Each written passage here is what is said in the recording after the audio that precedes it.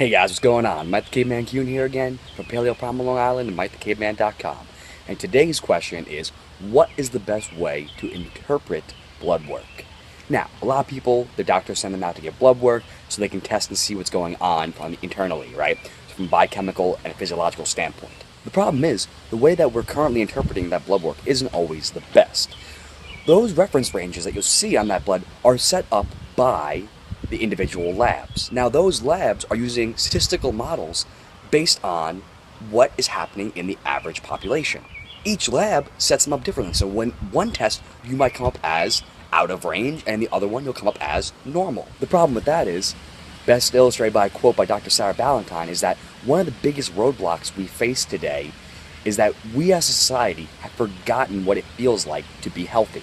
And unfortunately, to an extent, doctors appear to have done the same. They've forgotten what it is like for people to be healthy. We as a culture, as a society, are generally unhealthy. The majority of Western civilization, particularly us here in America, we are not healthy anymore as a population. As such, those reference ranges do not necessarily represent health. What is normal does not necessarily mean healthy. Those reference ranges aren't necessarily the best barometer for how well someone is doing. The next problem is that physicians are looking for blood work that matches up with symptoms that can describe definable diseases. Diseases are something that we think we have a handle on, and then we can prescribe something to fix. The problem with that is we end up playing a medical version of whack-a-mole. It's like, oh, okay, well, your cholesterol's high? Boom, let's give you some statins, knock it down.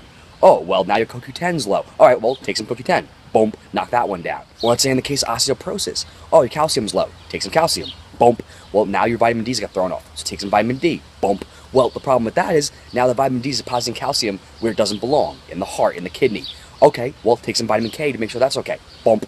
So, whether we're talking about pharmaceuticals in particular, or even supplemental vitamins and minerals and such, if we give them out of proportion in the wrong amounts, we pop up other symptoms. If we're trying to treat just the symptoms alone, we're never going to deal with what the root causes, and that is the key.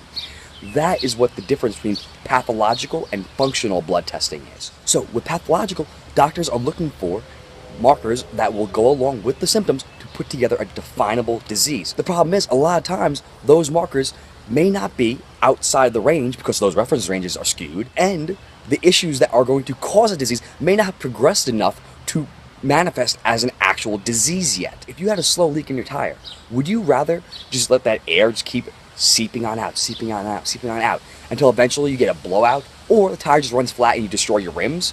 Or would you rather just go to the tire shop and put a new tire on? I'm in the business of preventative maintenance. I don't want to wait until catastrophic failure has already occurred.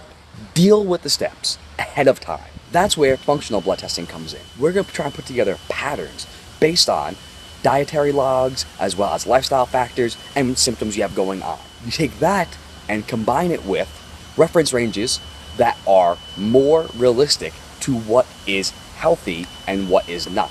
So by putting all those together, you're able to put together a systematic pattern that's going to look at the root cause instead of just being able to slap a label on a disease. So the biggest takeaway today is deal with your symptoms ahead of time. Find out what is causing those symptoms. Don't just try and put a band-aid on it and end up playing whack-a-mole. Get it? Awesome. Hopefully this helped you out a little bit, guys. You know what to do. Like and subscribe down below. Share it with your friends. Of course, head on over to Instagram and Twitter and follow me at Mike the Caveman, over on Facebook at Paleo Primal Long Island, and of course over on MikeTheCaveman.com. So if you have any other questions, you know where to find me.